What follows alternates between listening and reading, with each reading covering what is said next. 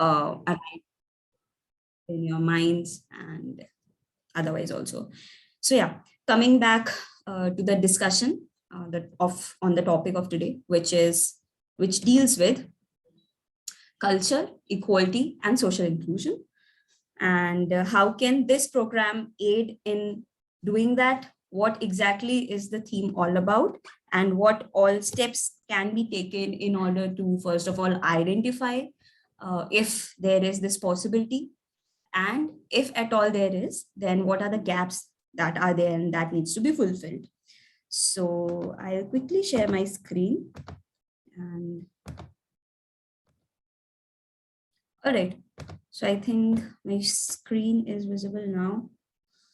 And yeah. So the commitment specifically talks about the relationship between the two facets and how can that be achieved. Now, what is the theme? The theme talks about social inclusion and gender equality, also equality in general with respect to the diverse and different social stratas that we have unfortunately created, and how to go about unifying them and uniting them. So this particular commitment specifies and promotes the fact that as a city, the people living within the city should have the capacity in their individual sense or with respect to the communities that they belong to explore their histories, which of course, we have this belongingness to certain places, and our roots, they kind of define us. They give us this sense of identity without which we'll feel lost, right? So the cities should have the capacity and capability of doing that. And while doing that, it should promote development, giving a new meaning to their lives. We have often seen, we all belong to certain cities or certain towns or a particular nation in general, and we've seen how, this, and it happens knowingly, unknowingly, there are different ways to go about it, but it happens so where particular focus is laid on certain communities or certain section of societies, with respect to social strata that we have created, or with respect to the economic backgrounds, the reverse backgrounds that we come from. So it happens so, and culture is something that I hope for people who have joined us today, I hope that you remember our talk from the first session itself, where we talked about cultural right as the basic human right, and how one should be able to enjoy freely about the different dynamics of culture, different areas of culture, without being pulled back by their different statuses that they come along with. So yeah, they should be able to do it freely. And I hope you remember that cultural rights form an important part of the 6 basic human rights. Can anyone elaborate? Can anyone tell me those 6 human rights that we discussed? No? All right, something for you to go and look back into. There are these 6 human rights, out of which cultural rights form an important part. And it should come, automatically to us. It's something that we are born with. It's something that, of course, defines our purpose, gives us a whole set of identity. And we should be able to freely enjoy it. I keep quoting this example on and off again, where you'll never see, with respect to these cultural premises that we've created, these museums or any such thing, any premises that we've created, you'll never see a lot of diversity in it. You'll never see a person from maybe an economically weaker section, or maybe a person, maybe a rickshaw puller who might want to go and be able to see that exhibition. We don't know. We judge on ourselves, by ourselves, that it's something that should be limited to a certain section of society, maybe to children, maybe to people from who can probably afford that ticket. We have created that ticketed system. I personally don't blame them. It's okay. It happens so, and at times it is required to do in the wake of different possibilities and different restrictions. But if not these spaces, then at least there should be certain spaces which should be devoid and free of all these obligations and all these restrictions, where people from different societies can come together, from different communities can come together. They should be universally accessible by all. When I say universally accessible, not just people with spatial abilities, people, people who are like elderlies, children. It should be a place that treats everyone equally. So that is our idea behind it when we talk about social inclusion. The term social inclusivity includes everyone, every person from the society. So this commitment advocates that, and it talks about how it should be done within the city. It also talks about how the city should prevent exclusion of certain sections of society that we are talking about, and leaving no one behind. It also talks about providing the motivation and possibility of increased civic participation, lending cultural visibility to minorities, fostering mutual recognition and cooperation. You'll ask, how is this probably possible? A lot of chapters are involved in a lot of heritage awareness programs. A lot of them are starting out at the 10th grade, no? After that, we're doing some scrubbing and nothing. After that, they're doing some cleaning and brushing.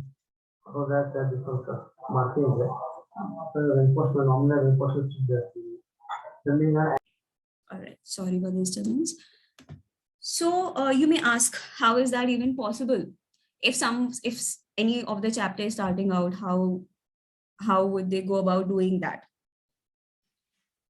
Just an example, you can, probably, if you're starting out with your activities, and since we are a cultural institute, we are an organization who promotes and identifies with it, we can probably include people who we are trying to work for, who are,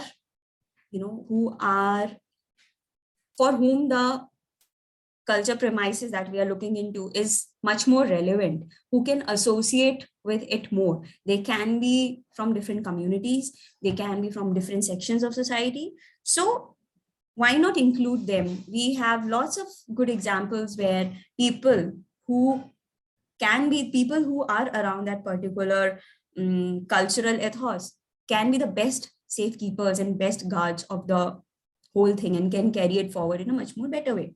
So one can go about doing that. And this commitment specifically also talks about that this freedom is a new and necessary right of citizens, complementary to their right to be different. Now, everyone is different. We have in the Indian subcontinent, we have this diversity, and we kind of take pride in this thing of unity in diversity. So we take pride in that. Why not implement it also, right? So that's what this commitment talks about. Now, there are different ways, which of course every commitment elaborates the different methods where you can look into your city as to if this commitment is getting fulfilled with respect to this theme or not. So,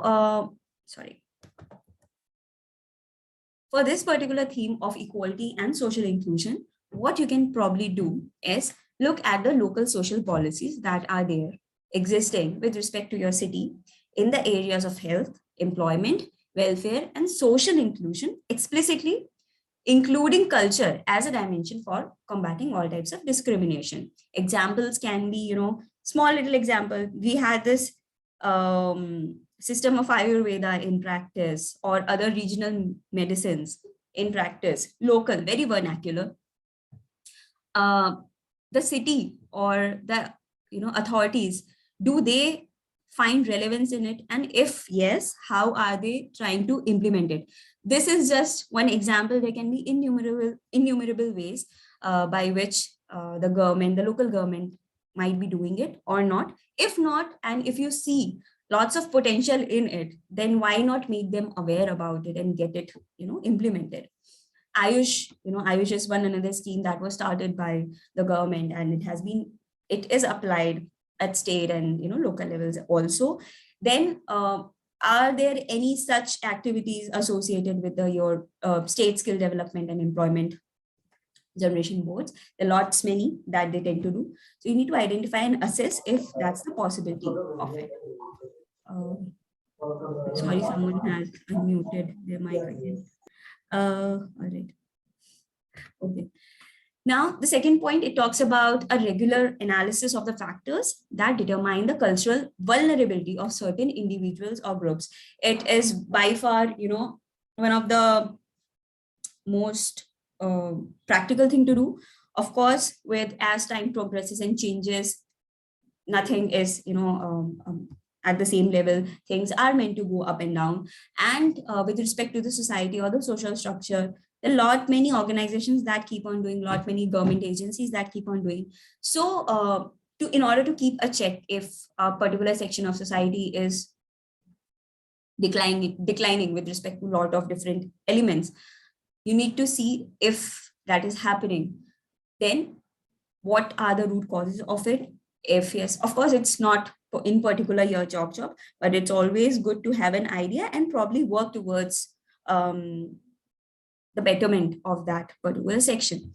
So there are different departments, of course, that do that. There's this welfare department, then any schemes particularly that cater to the tribals. If a lot of states have tribal population that are not really looked after, or scheduled castes or scheduled tribes.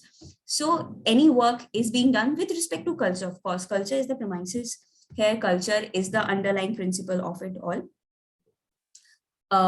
There are, of course, a lot of certain cultural practices that are redundant, and how we talk about moving on and taking what is good, what is relevant, and what is something that is not harmful and something that does not hamper anyone's, physical well-being, and in general, it is not harmful to the society. In case if there are certain practices that are there and you see them happening around, or if not, then there might be certain acts that because of which these activities stop. So you need to see if your city level authorities are taking such measures. The third point talks about making the cultural policies more accessible to general public, which again falls under the category of right to information. If such information is readily available to the public or not via various forums, they can be physical, or fortunately we have this online thing that is going strong these days. So if there is this possibility or not, if they do have any cultural budget or public resources that actively promote participation of women in cultural activities. We have seen, the transition happening. A lot of involvement is promoted with respect to women. I'll not stick just to women. I will try as a cultural professional. I'll try to widen the umbrella and scope to children, women, elderlies as well. They would want to, and with the kind of, this intensive knowledge that they have, the kind of repository they have, it is very essential to get these people participate in, in different sections of culture, and with this different commitments that we keep talking about. So yeah, and of course, different sections of society as well, not just limited to women. So that, does your city conduct any cultural programs in the areas with high levels of poverty and exclusion?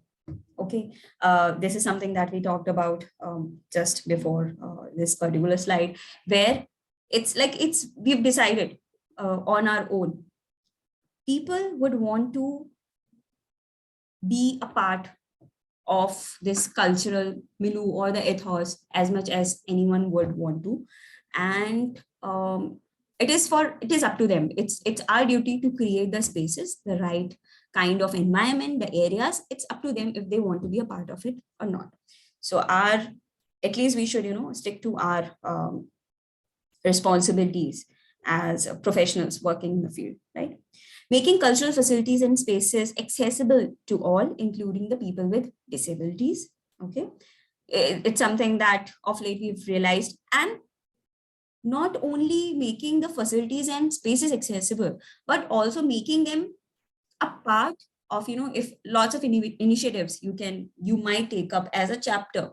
So why not involve people who are specially abled to be a part of that journey with you? You might also end up understanding a lot about their perspective, and it will be an interesting take, right? And it will be a wholesome experience. It will be a holistic approach that we keep talking about and emphasizing on. So yeah, and again talking and the last point, introduction of cultural innovation programs, if at all there are any cultural programs for young people that promote inter within within the generations, exchange of that knowledge, or intra within themselves. I might bring forth a different kind of experience. A person from a different background might bring forth a different kind of experience. So are there any innovation programs, per se, that kind of do that, not just the spaces or not just the areas for exchanging, cultural codes? We belong to different cultural environments. So for that exchange to happen, digital environments and gender equality. So I hope you have a little bit of an idea of what this commitment talks about. Um, Now, just, moving forth, I'll quickly introduce our speaker. Next speaker, we have Ms. Akriti Bhatnagar, who worked with us on the pilot city of Bhopal, and she got these things done on ground, and there was this particular way by which we did it. There were different questionnaires that we had to prepare for everyone who joined us today, and she'll try to explain her set of methodology and how did we come about quantifying the whole thing with respect to these action points that were there. So yeah, hi Akriti, are you there? Yeah, hi. Good afternoon, everyone. Am I audible? Yes. Yeah. Okay, so I'll just share my screen quickly.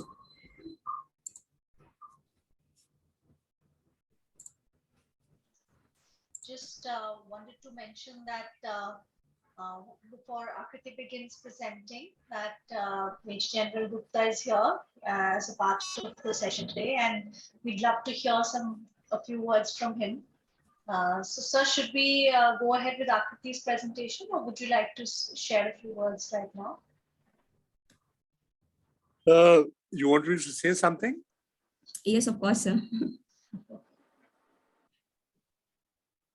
Well, dear the conveners and friends who have joined this program, this is a new program which we have started in INTACH, and we are trying to make it a program which should reach all Indians. And I'm glad that along with the INTACH members, non-members have also joined this program. I wanted to bring to your notice that as was said by the opening speaker, we are a very, very diverse culture. I think it will take us at least thousands of births to document and know the culture of this land, because it's so diverse. There's no such other culture, diverse culture in the world. In this culture, there are thousands of communities. Each community has got its own culture. And these communities are part of every city.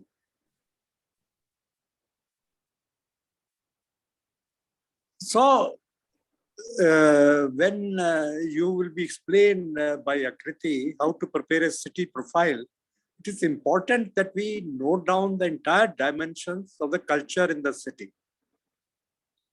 Because each community is wedded to its own culture. You cannot ask that community to leave its culture and join another culture, because that's the culture which has come to them from their ancestors. And that is very important. So history and culture should never be mixed up. They are entirely different. History is a historical fact, while culture is a matter of intangible heritage. And we have always said in our culture that it is the intangible heritage which lasts, not the tangible that lasts. Tangible is can be improved and can see changes. So it is very important to understand the culture in each city, document that culture, this various communities, what they practice, what they do, what are their practices. So it's important to understand if we want to make progress as a nation, because culture is the raw material for everything, whether it's for tourism, whether it's for enjoyment, whether it's for trade. What is the cultural ethos of this trade? People will go by that. And culture is the basis of everything. It's so important to recognize the various nuances of culture and deal with each other, keeping those nuances into mind. So this lecture, this talk which is being organized is to make you aware and become sensitive to culture, various types and typologies of culture in your cities. Like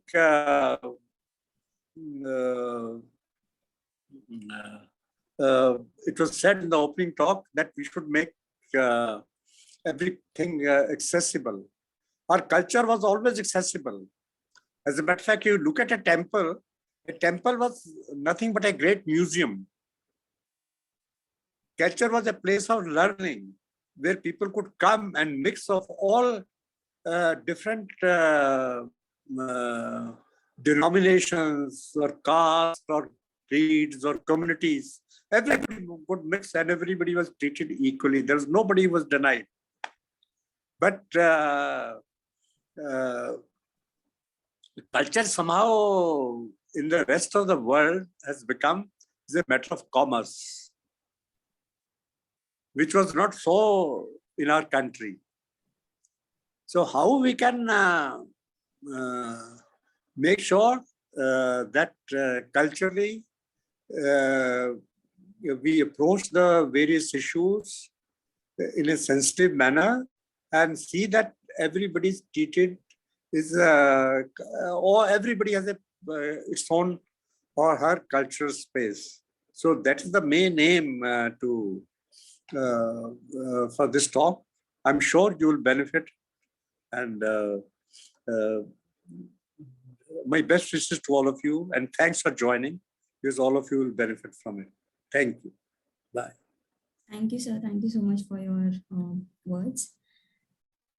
Parul, would you want to add on something to it? I think we can proceed to Akriti's presentation. Thank you. Okay, thank you. All right, Akriti. Yeah, I'll just share my screen. Yeah, sure.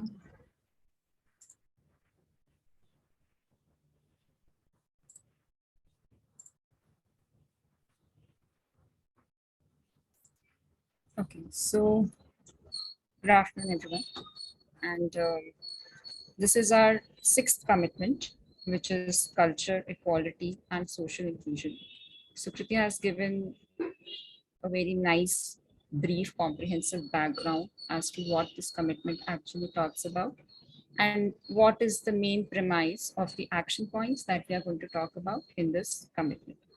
So without any further delays, I'll just quickly come to each and every action point. And with respect to each and every action point, what were our findings, or what was our analysis for that action point? I'll just describe it with respect to the city of Bhopal. So action point number 1 talks about including culture in the local social policies in the areas of health, employment, welfare, and social inclusion. So certainly, when we are talking about equality, social inclusion, these areas or these factors become really important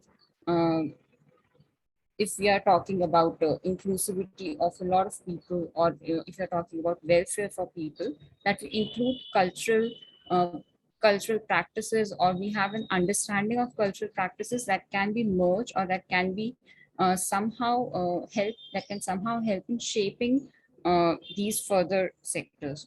So, for example, with respect to the health, we tried finding out what is the understanding or what is the take on culture in the health policy. So in health policy, we could find that you can see the relevant point in the reference points from state health policy that Madhya Pradesh is a state enriched with traditional knowledge on alternative systems of medicines like Ayurveda, homeopathy, etc., that have been time tested. In the current scenarios, these systems of medicines are not receiving adequate promotional avenues from the state.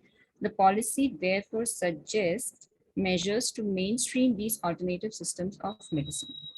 In the strategies, the first point is actually about encouraging Indian systems of medicine. And this is not Ayush department that we're talking about. This is from the state health policy, where there's at least an understanding or there's at least a mention of it. So if the ones who were there in the previous talks also would remember that we have done this study with respect to identifying stakeholder departments and their schemes or policy frameworks and how each and every action point or the content of each and every action point is reflected in those policy frameworks or in those schemes, or are there any schemes which are directly linked to these action points. We have not done any sort of ground level survey or analysis as to how much the implementation is there, because just to get a premise of it, the radar report is mainly a report that talks about that for each and every action point under each and every commitment, how much the state has done. And I always keep emphasizing that it is really necessary that all these points that we are talking about should become a mandate or should somehow be reflected in the policy frameworks or schemes for them to actually get implemented. Otherwise, these would be talks in air and there would really be no ground level work seen. So yeah, so just to give you a premise of it. The second one is the Ayush department. It's a center department and most of the states in line with the center department is also Ayush department. So Government of India's Ayush department. So most of the states have in the same pattern or in the same line have their own Ayush departments for each and every state, and same goes for MP. And the full form of Ayush is Ayurveda, Yoga, Unani, S and H are, I'm forgetting the H is for homeopathy, S I'm unable to recall. So this mainly talks about traditional practices for healthcare, and so you had all these traditional practices where you could see the focus on protection and promotion of traditional knowledge in the field of medical sciences. Then next is employment. So in employment sector also there are schemes of various government departments like Department of Skill Development and Technical Education, Cottage and Rural Industries Department, Department of Micro, Small and Medium Enterprises, who work towards promoting employment in the field of culture. For social welfare and inclusion, we couldn't find any specific policies, but certainly because in the next action point, I think this would better explain. And for social inclusion also, so social welfare, social inclusion there's no specific department that talks about it, but then SC and ST welfare department specifically talks about the welfare and betterment of these particular communities or the groups that are part of these particular sections. So yeah.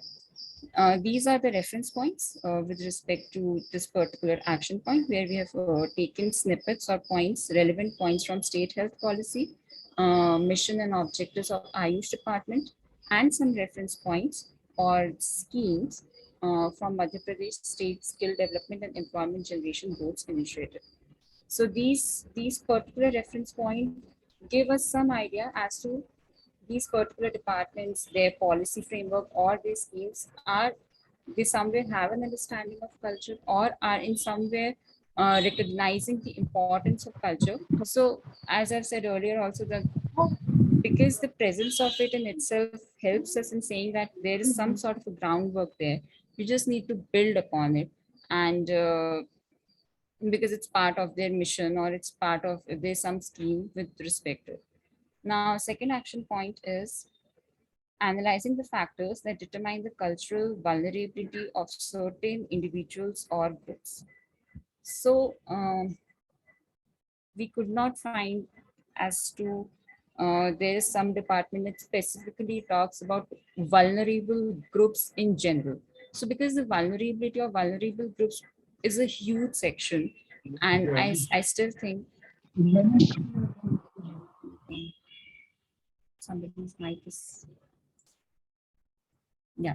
So I still feel that vulnerable groups is a huge section, and a lot of people actually fall into that category. Now, vulnerability could be due to the caste, or it could be due to gender, it could be due to economy. There are a lot of factors that can induce vulnerability to certain individuals or groups.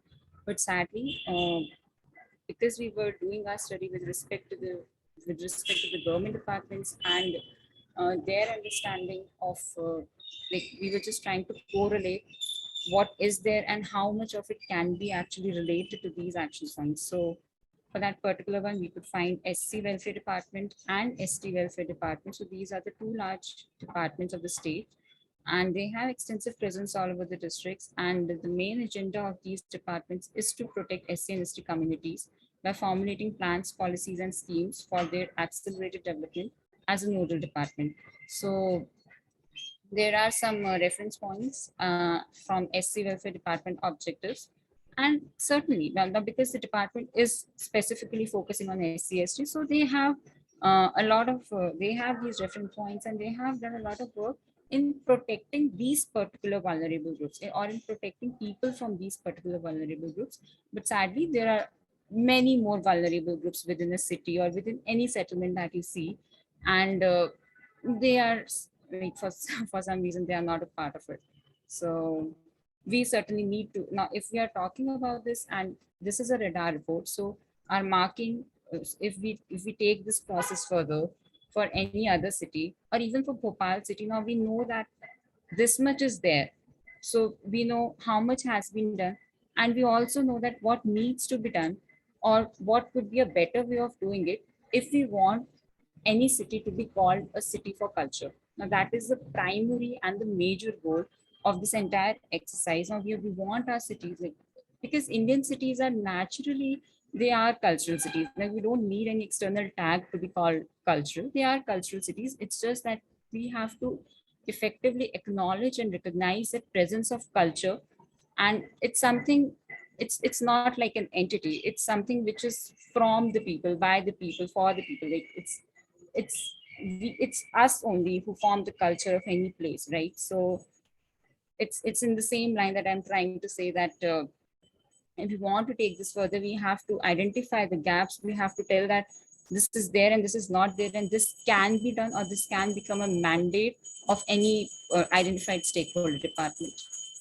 Then coming to the next action point, analysis of the relationship between personal welfare, health, and active cultural practices. So again, for the same, we could, the way we understood this, or for any action point is we, so now if I just to give you an example, if you want to understand or see how you can actually link this action point, or what kind of information you want for this action point, just ask yourself this particular action point as a question. So what has been the analysis, or how, what can be the analysis? So just to say that what is the current ground reality of it, or current reality of it.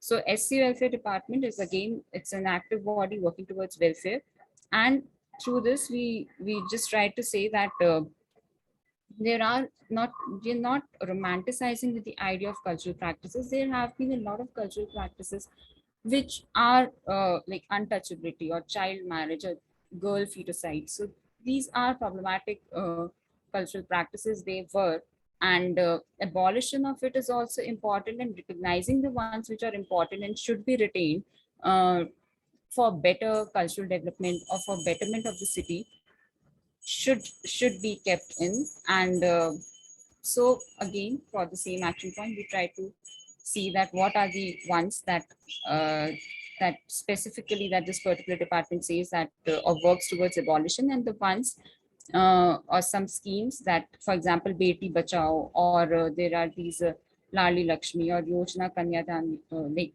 Kanyadan Yojana, just to promote the vulnerable, like, so for example, economically weaker sections or females. So girl feticide is a bigger problem, or marriages is girl marriage, parents feel a lot of pressure for it. So these department, they give a lot of incentives to people so that these practices of people refrain themselves from actually taking any harsh steps towards females or any vulnerable sections. So this is the way of working, and this is one of the relationships that could be established between personal welfare, cultural practices, and health.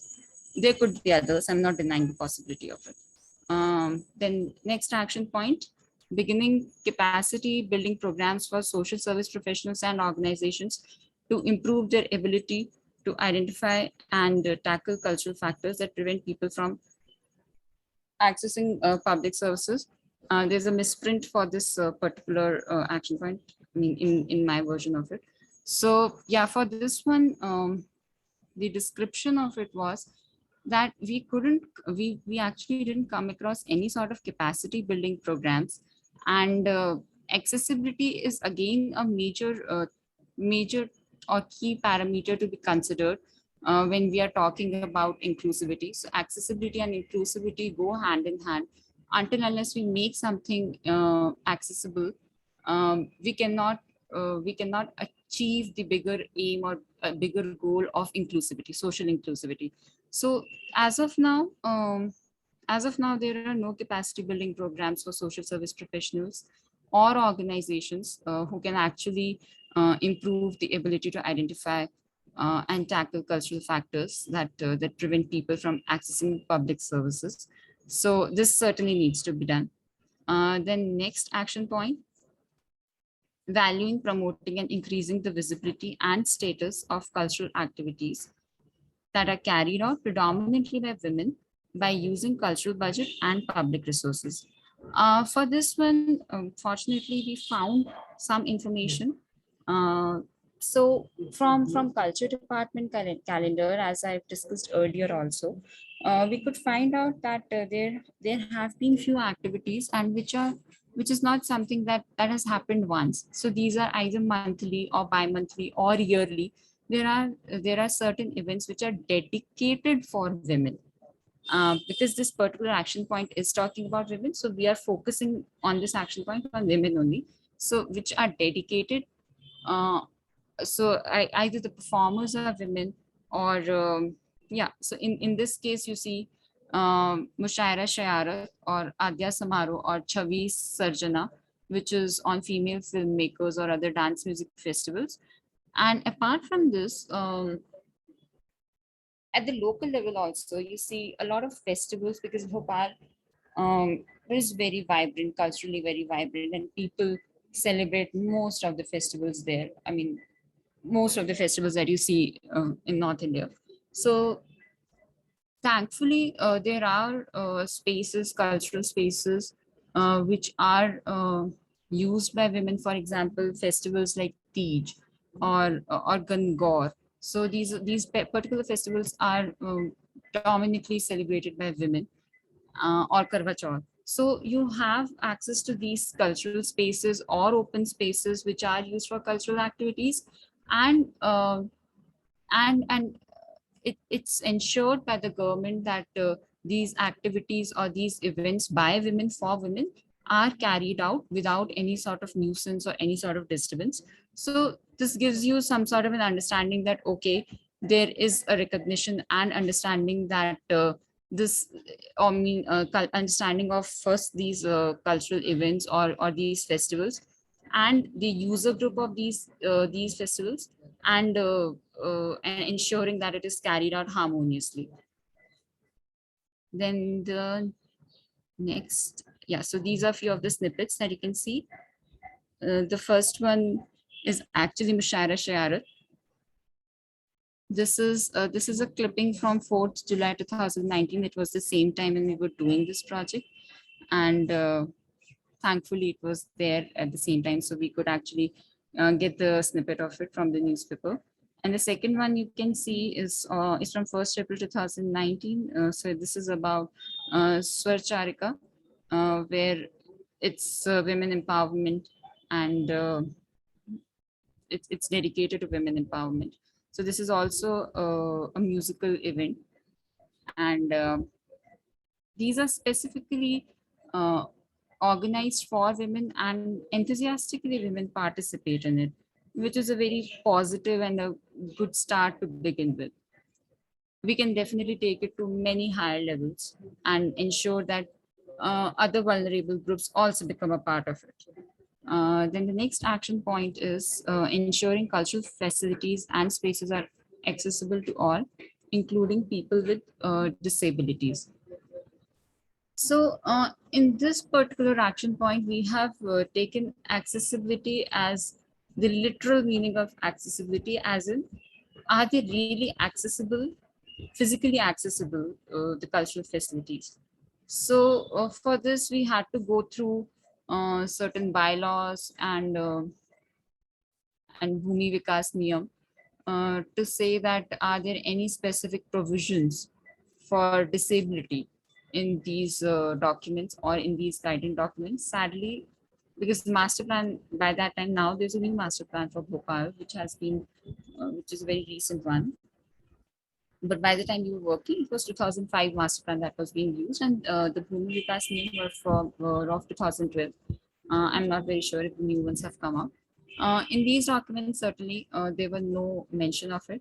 NBC is something which is there. Most of the buildings and the structures are following NBC codes, national building codes, and UDPFI guidelines are there. They have a mention of it, but the enforcing ones are generally through either master plan or Bhumi Vikas Niyam. So we couldn't find in them any special mention of it. But yeah, there have been reforms where I think most of the cities and states bylaws have made it now mandatory that every structure has to be disabled friendly. So first thing is that you should have ramps in most of the structures. The ones I visited, few of them had and few of them not. So we are not going into the nitty-gritties of the details of what is there on the ground, but this needs to be dealt with more sensitivity, and strict enforcement needs to be there. Then next is incorporating local conflict resolution strategies to recognize the potential of culture. Now, when you talk about conflict resolution strategies could be of any type. So now conflict resolution could be accommodative, or you can avoid it, or you come into some sort of some compromise or memorandum of understanding. So in the marketing terms, or in the corporate terms, the conflict resolution strategies has a different meaning. But now with respect to culture, when we are talking about, because we see most of the cultural spaces now, be it mosques or be it temples or any other religious place, let's not get into the details of it, but in most of the cases now, for example, as per now, if a structure is ASI structure, or if it is if a structure is protected under a Masra Act, you cannot actually, there cannot be any activity or any like you cannot worship, or you cannot come do any religious activity in that space. So for such spaces, there has to be memorandum of understanding between the stakeholder agencies, and with this understanding, a lot of things and a lot of places actually become usable for people, and without any compromise to the structure. So now this is with respect to the tangible heritage we see, but there is a very different way of looking at it also with respect to intangible heritage. and or with respect to culture. So as of now, I mean, I couldn't find any direct understanding of it, or anywhere that any scheme or policy for culture department that talks about what to do or how can we go about any such conflicting situations when we are trying to recognize the cultural potential of any particular area or any particular settlement, or in this respect, in this case, for example, Bhopal. So now Bhopal also has, within one city, you'll find a lot of cultural divisions, a lot of pockets in which people from different belief systems they reside. So how do you actually how do your policies, or how should your policies or schemes should respond to any situation of conflict that might arise, or that may arise, or that has come in the past? So definitely it's like then and there kind of a solution, but there's no framework that addresses this particular problem or issue. Now the next one is development of programs to promote intergenerational cooperation. Now for this one, the best example that we could find was from the cultural institutions. Now from cultural institutions, I mean the cultural educational institutions where you have academies, Sangeet Academy or Boli Vikas Academy. I mean, there are a lot of academies. And in these academies, still date, you have a Guru Shishya form of teaching. Now, because Guru Shishya form of teaching is there, so there is definitely transfer of knowledge from one generation to another generation. And this is, I mean, culture is something which actually in most of the cases it is something which you get from your ancestors only. It's a very generational kind of a thing, and which is so deeply ingrained in your system that most of the times you don't even realize it until unless you're out of that cultural environment. Then you see that, oh, I mean, this is there in me, and you take it for kind of granted. So yeah, for this particular one we could find, and there are a lot of activities also where so now you can see there's a snippet of it.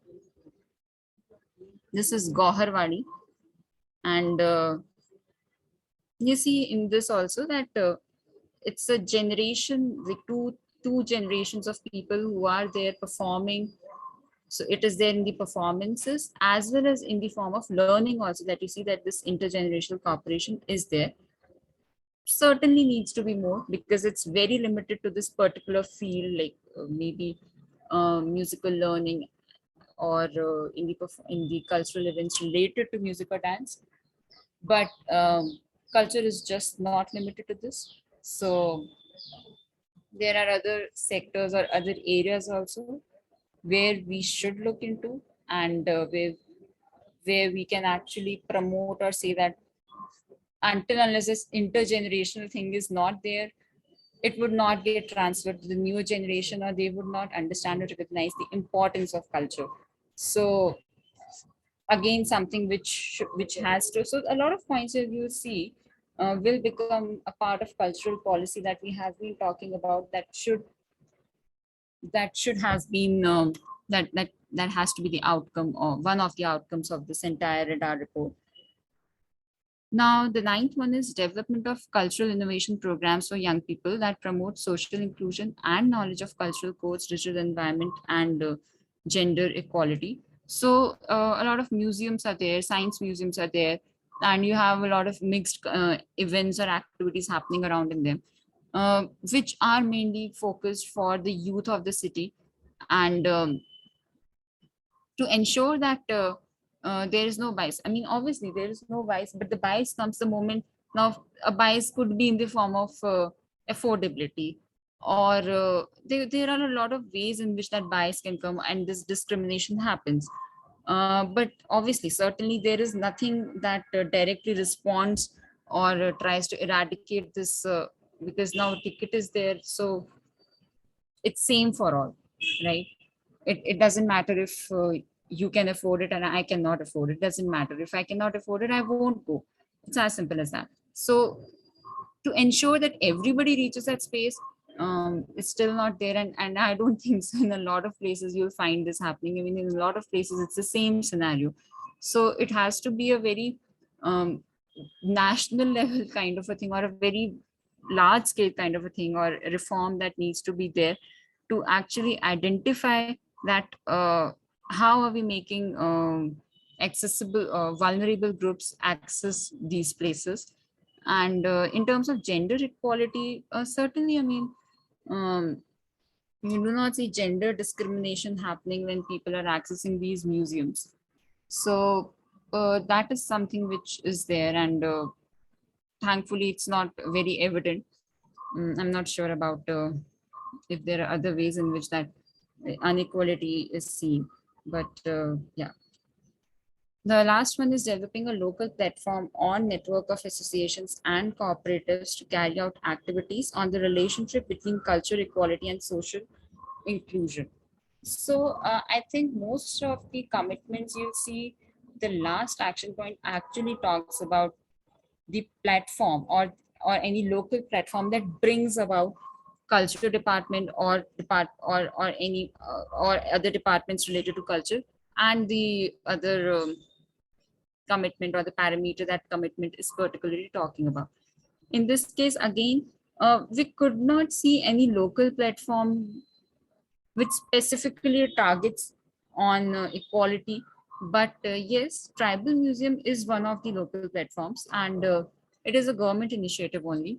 But that platform tries in some way, so that Tribal Museum is not just a museum. It's an entire cultural center kind of a space where you have performance areas also, where you have workshop spaces also. So a lot of events also keep happening. So it's very live kind of a place. And that particular space actually tries to bridge the gaps. So it primarily focuses on all the tribes from MP, and it it disseminates about their lifestyle in a very interesting way. So I mean, if the ones who have not been to Tribal Museum, it's a must go place in that respect, because it's curated in a way that you actually feel the space. So that can be called one space, and a lot of people from these particular tribes are called frequently for some or the other event also in Tribal Museum only. So it is doing this job of bringing people together in some way or the other, but it actively needs to be realized um, for this commitment to actually come into realization. So the stakeholder departments for this, so now I'm done with the action points. The stakeholder departments that we identified were culture department, which is same for all the commitments, SC welfare department, Ayush department, health department, and department of skill development and technical education. So I think this commitment, if we just try to sum it up, so we see that health, employment, welfare, and social inclusion become important sectors for development of a society, and inclusion of culture in each of these sectors would play a very important role. So for example, in the health, you have traditional healthcare practices, or employment. In employment, you have skill development to promote certain traditional knowledge systems, or there are also, I mean, there are also like SC/ST welfare department that recognizes ill cultural practices and tries to abolish them. Then we have to look into women inclusion in the society and overall presence in cultural sector, social inclusion of vulnerable groups, people with disability, intergenerational cooperation, young generation involvement in cultural sector, and last but not least, that how do we actually understand or realize various platforms that are actually developed to bridge a gap between culture and social inclusion and equality. So I think with this, I'll end my presentation. Thank you so much for listening. And if you have any questions, you may ask. Thank you. Thank you, Akriti, for this extensive explanation on the commitment. Sixth. Guys, if you have any questions, please go ahead and ask. This is the right time. No, seems like it was a bit overwhelming. No. All right. Okay. It's okay. It's all right. If we don't have any questions, take your time, absorb it. Earlier today we were discussing, like me and Parul were sitting and we were discussing how all this can be a bit overwhelming for a lot of people to understand and absorb it. Our idea is just to, orient you with lots of opportunities that project like these can bring on. And, if you just, even if, don't take up the project, our intent is to, while going through all these action points or all these commitments, if something somewhere strikes a chord, our work here is done. And we can always take one step at a time, work on just one action point of all these commitments, or just take one commitment and see if you resonate with it, it fits your purpose, your zone of work, then yeah, our purpose is, okay, our purpose here is served, right? So it's okay. And even if you decide to take up the project, we can always start small. We have requested everyone. Chapters might have sent out an email stating that you have to prepare city profiles for respective cities. I guess a lot of chapters. Yes, sir, please, of course. Can you hear me, please? May I know? Yes, sir, we can hear you. Good. Sir, we would like to. Yes, I just chip in a point which I heard you all. I am convener Ambala. And interesting what it was covered now. Based on our experience on various heritage activities that we are doing in conjunction with INTACH head office, HECS, Punmandat, two things that I have realized the most valuable as far as city and culture are concerned. First, we realize that if you really want a city to flourish culturally, then all its heritage sites, as far as possible, must be used, must be functional. Because a heritage site or any monument or any museum, if it is just there beautifully maintained but without being utilized, then its value does not reach. So we have Guru Gobind Singh Library, a 200-year-old modern building, which is fully utilized and beautifully utilized by every age. We have a Redeemer's, Holy Redeemer's Church heritage site, which is fully used by all sections of society, mainly by Christians. We have Patel Park, Raja Ka Talab, Rani Ka Talab, which is visited by people and utilized by community. So that is the way they are also maintained. And the heritage awareness then spreads when people use these heritage sites. That was the first one. Because at most of the places, some places, heritage site may be there, but they are not being utilized. So focus should be on making them functional. And second point I realized, that in today, when everybody is busy in his own career, rat race, politics, this thing, that thing, the priority for giving focus to cultural activities, heritage things, it is at a lower ebb. So if we really want to make it strong, then the future of our heritage and culture lies with the youth. We got to focus on students, school students and then college students. So that's what we do in Ambala. We have created heritage clubs, school heritage clubs, college heritage clubs, and we make sure that we keep pumping in energy into these clubs activity. And when we do activities, be it heritage walk or quiz or poster making competition or celebrating our 75th year, we bring the focus on youth. So I'll sum up with that, ma'am. Excellent, but let's utilize our heritage sites values where we have as far as possible. And members on the paper are not important. If they don't play a role, if they are inactive members, is no use. What we need are the well-wishers of heritage, well-wishers of INTACH, supporters of INTACH. And that's what we must create. And that's what our focus here is. Thank you, ma'am. Thank you so much. Thank you so much, sir, for shedding light on how, the chapter functions over there. And I guess this is what our idea was, to bring everyone together on such platforms so that, best practice methods can be shared within the chapters. And if at all some chapter wants to take up something, they can probably get motivated by other chapters, and, the discussion can be created. So thank you for sharing these two good examples that probably Amala chapter has been doing, and that like what you feel should be the need of the hour.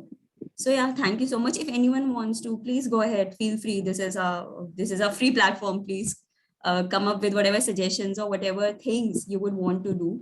And like I said, that there were these different commitments that we had talked about previously, which specifically catered to the 2 points that Sir talked about with respect to education and with respect to making the heritage accessible and relevant for all, making it much more usable and reachable by all. There were these commitments that kind of related to that.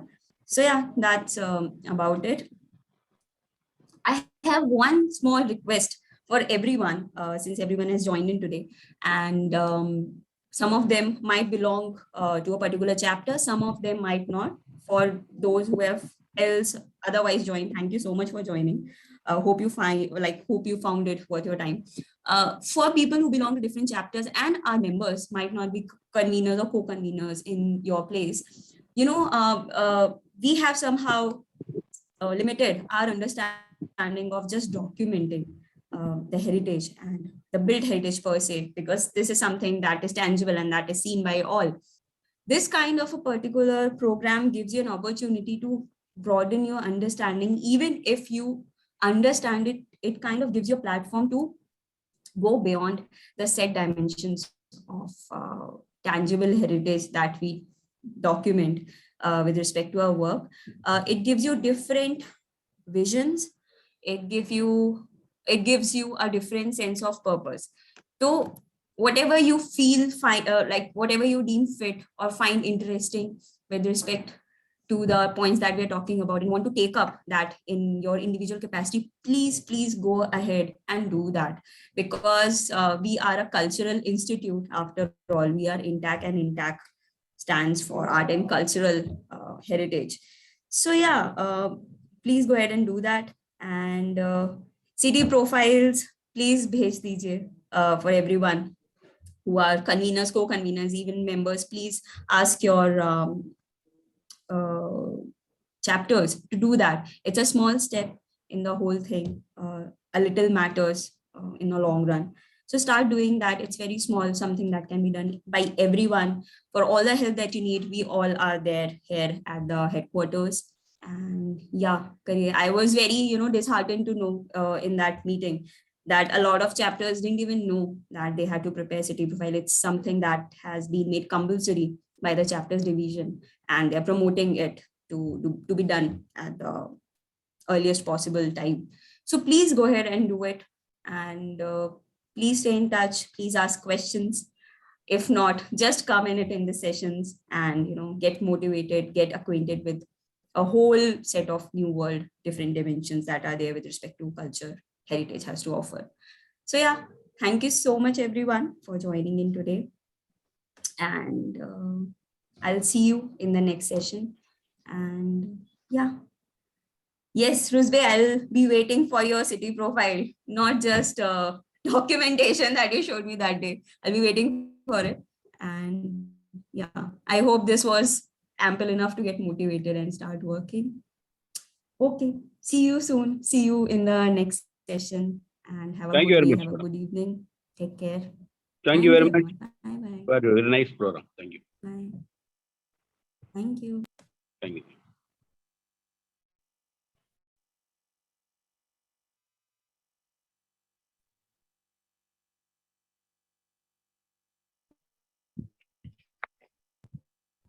So much thanks for nice talk. Thank you, sir. Thank you so much.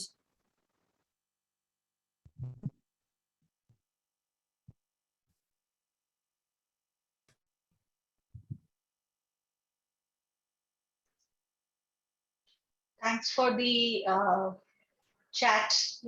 Thanks for introducing yourselves. Rajiv from Ranchi, Jharkhand. Would love to get associated, of course, with you. Amitav Ghoshji from Jamshedpur chapter, thank you. Of course, you're working with tribal indigenous culture craft fields in the Pulmane area.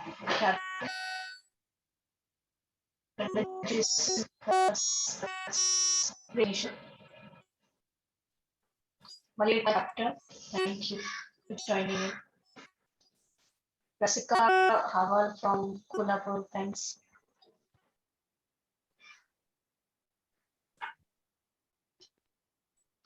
All right, I think we'll end it here then. I'll see you all again next month.